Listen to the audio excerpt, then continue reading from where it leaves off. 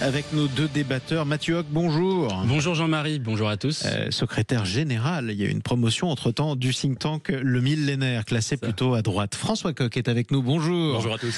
Analyste politique, essayiste et enseignant plutôt de gauche, on peut le dire. Oui, tout mon parcours l'indique. Bon, même si Jean-Luc Mélenchon n'est pas toujours d'accord, mais ça c'est autre chose. On en reparlera un jour. Bruno Retailleau qui a remporté largement la présidence des Républicains. Vous avez suivi cette élection d'assez près, évidemment, puisque vous êtes de droite, Mathieu Hoc. Est-ce que le score vous a surpris? Est-ce que ça fait de lui un candidat incontournable?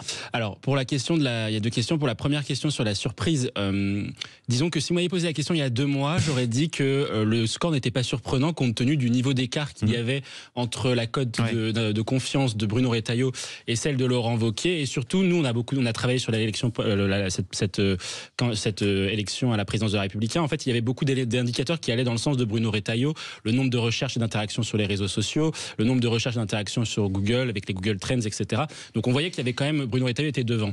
En revanche, les 2 dernières semaines de campagne, on avait vu, notamment de par ses déclarations, une dynamique Laurent Wauquiez. Aussi, il y avait un autre point, c'était les meetings. Les meetings étaient plus remplis chez Bruno Retailleau que Laurent Wauquiez. On avait quand même vu, sur les 2 dernières semaines, une dynamique de campagne. Et donc, ce qui me faisait dire qu'avant le scrutin, j'aurais pas misé sur un score aussi important. Toujours est-il que la dynamique est une lame de fond pour Bruno Retailleau. Et ensuite, considérant votre deuxième question, je pense que à partir du moment où Bruno Retailleau, et c'est ce que beaucoup ont oublié, je pense, en démonétisant la marque Les Républicains, mais à partir du moment où Bruno Retailleau était désigné président des Républicains, mais ça aurait été pareil pour Laurent Wauquiez, je pense, de fait, il allait passer d'un parti, de 8-10% d'opinion, d'enquête d'intention de vote à 17-18. Pourquoi? Parce que c'était déjà le cas sous Valérie Pécresse, on se souvient. En décembre 2021, elle est désignée candidate des Républicains à la présidence de la République. Elle était testée avant cela, comme les autres candidats à la primaire des Républicains, en dessous de 10%. Le fait d'avoir été désignée candidate d'un parti qui, malgré tout, reste un parti important aux yeux des Français, comme peut l'être le Parti Socialiste, l'a fait de fait passer à 17-18%. Et on se souvient quand même, en janvier et février 2022, il y avait quelques sondages qui la mettaient même devant Emmanuel Macron au second tour de la présidentielle. Ensuite, après, ça veut dire que dès que vous avez... On peut rappeler comment ça s'est terminé? Oui, c'est pour ça, après, et je terminerai dessus. Effectivement, ensuite, après, il y a une dynamique qui a à entretenir ou pas. Valérie Pécresse n'a pas réussi à entretenir la dynamique. Ce sera l'enjeu de Bruno Retailleau d'entretenir une dynamique. Mais à partir du moment où vous êtes désigné chef d'un parti, et je pense que ce sera pareil pour le Parti Socialiste, vous êtes capable de pouvoir en tout cas dépasser le score des 10% en théorie, et donc ensuite d'enclencher une dynamique pour être qualifiable au second tour. Ou alors finir à 4,78% comme Valérie Pécresse. Ça dépend de vous aussi en campagne. Voilà. Et ça dépend des Français, surtout c'est eux qui décident. François Coq, une candidature Retailleau, est-ce que pour vous c'est ce qu'une bonne partie de la France, en tout cas de droite, attend ou pas? Écoutez, je crois que l'élection de ce congrès à la tête des Républicains est une élection quand même beaucoup en trompe-l'œil. On a tendance à penser qu'elle fait de monsieur Retailleau le candidat naturel de son camp pour l'élection présidentielle. Je crois qu'elle n'a pas tranché plus en réalité que la présidence des Républicains. Elle ne tranche pas la question de ligne. Il n'y a pas eu de débat stratégique et idéologique entre monsieur Wauquiez et monsieur Retailleau à l'occasion de cette élection. C'était quoi la différence entre les deux pour vous? Tiens, vous qui êtes de gauche. Écoutez, c'était sur la forme et c'était sur quelque chose que je crois qui a beaucoup plu aux adhérents des Républicains. C'était la présence aussi au gouvernement. Le fait de retrouver une forme de fierté sans doute pour l'électorat de droite, d'être aux affaires. Donc ça n'a pas tranché cette question de ligne stratégique, ça n'a pas tranché la question du présidentiable, parce qu'il y a tous ceux aussi qui n'étaient pas sur la ligne de départ de cette élection, mais qui n'ont pas disparu, monsieur Lisnard, monsieur Bertrand, tous ceux qui vont revendiquer une place pour l'élection présidentielle. Gérald Darmanin, même s'il n'est plus membre de ce parti. Et puis ça rajoute un petit caillou finalement dans la chaussure de monsieur Retailleau, qui est comment va-t-il gérer aujourd'hui le fait d'être un potentiel candidat, en tout cas un candidat putatif pour l'élection présidentielle, mais le fait d'être aujourd'hui aux affaires dans un gouvernement Bayrou où il a certes, monsieur Retailleau, le monopole du verbe, mais où on voit bien que la capacité d'action de ce gouvernement, si vous le permettez, est quand même extrêmement limitée dans ses réalisations concrètes. Si les députés le permettent, et justement ils ne le permettent pas, donc c'est pour ça qu'il y a... Moi je voulais revenir sur ce que dit François, je suis pas tout à fait d'accord avec vous, je pense qu'il y a trois enseignements de ce congrès des Républicains. Au contraire, je pense que d'un point de vue politique, ça donne de la légitimité à Bruno Retailleau, puisque le score est quand même important, c'est-à-dire qu'avec 75%, ni Laurent Wauquiez pour contester, ni même un baron local, Gérard Larcher, par exemple, président des Yvelines, etc., ne peut dire c'est moi qui ai fait la victoire de Bruno Retailleau. Il a gagné quasiment partout. Là-dessus, pour moi, il n'y a pas de problème de légitimité. Deuxième question qui est importante, la place des Républicains entre les macronistes et le Rassemblement national. Ils penchent de quel côté?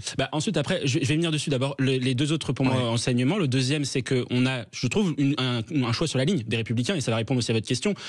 Comme vous l'avez dit, il n'y a pas de différence. Il n'y a pas beaucoup de différence de fond et programmatique entre Laurent Wauquiez et Bruno Retailleau sur les questions liées à la migration, à la sécurité, ou même les dérives liées à l'assistanat. Donc là-dessus, il y a pas. Donc c'est-à-dire que la ligne des Républicains est la suivante. C'est pas une ligne entre Pécresse de centriste et la ligne dure. On est sur une ligne dure. Ensuite, après, sur la question de la stratégie, je suis d'accord. Je suis désolé. La stratégie aussi est tranchée puisque les adhérents ont plébiscité une ligne de participation au gouvernement. Donc c'est-à-dire participer au gouvernement pour porter des sujets durs. Et donc ensuite pour travailler avec les macronistes que dans l'opposition avec le Rassemblement national. Exactement. Si je vous comprends. Pour moi, c'est ce qu'ont dit les adhérents des Républicains. Et il y a un autre élément aussi qui est important, c'est que le nombre d'adhérents a été multiplié par 3. Aujourd'hui, les Républicains est un parti qui a quasiment autant, voire un peu plus d'adhérents que le Rassemblement national, dont on dit que c'est un parti populaire. Il y a 10 fois plus d'adhérents au sein des Républicains qu'au sein de Renaissance, le congrès qui a élu Gabriel Attal en décembre dernier 2024. Donc, pour moi, quand même, ça démontre une sorte de dynamique sur les Républicains. Mais effectivement, pour répondre à votre question, la ligne qui a été tranchée par les adhérents, en tout cas, c'est participer au gouvernement, donc être avec, d'une certaine façon, les macronistes, pour pouvoir porter, par contre, des sujets qui sont plutôt sur une ligne dure. Avançons maintenant dans le débat. Les candidatures qui se multiplient, même potentielles, en tout cas, dans le bloc central, ce qu'on appelle le bloc central, c'est-à-dire chez les Républicains, chez les macronistes, chez Horizon.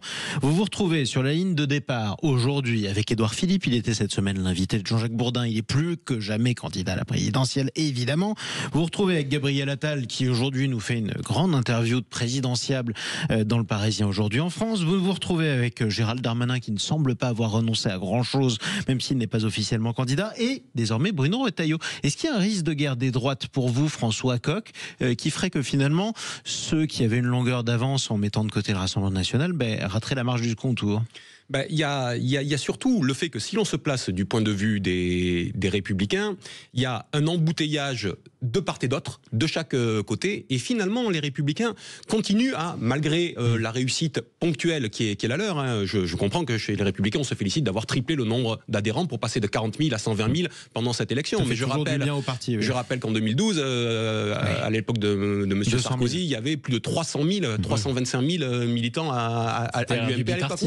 Oui, mais on était sur d'autres étiages et sur d'autres capacités d'entraînement. Et ce que je veux dire par là, c'est que les Républicains aujourd'hui sont très dépendants de l'ensemble du champ politique et de ce qui se passe autour. Je ne suis pas sûr que les Républicains aient repris la main sur leur destinée politique.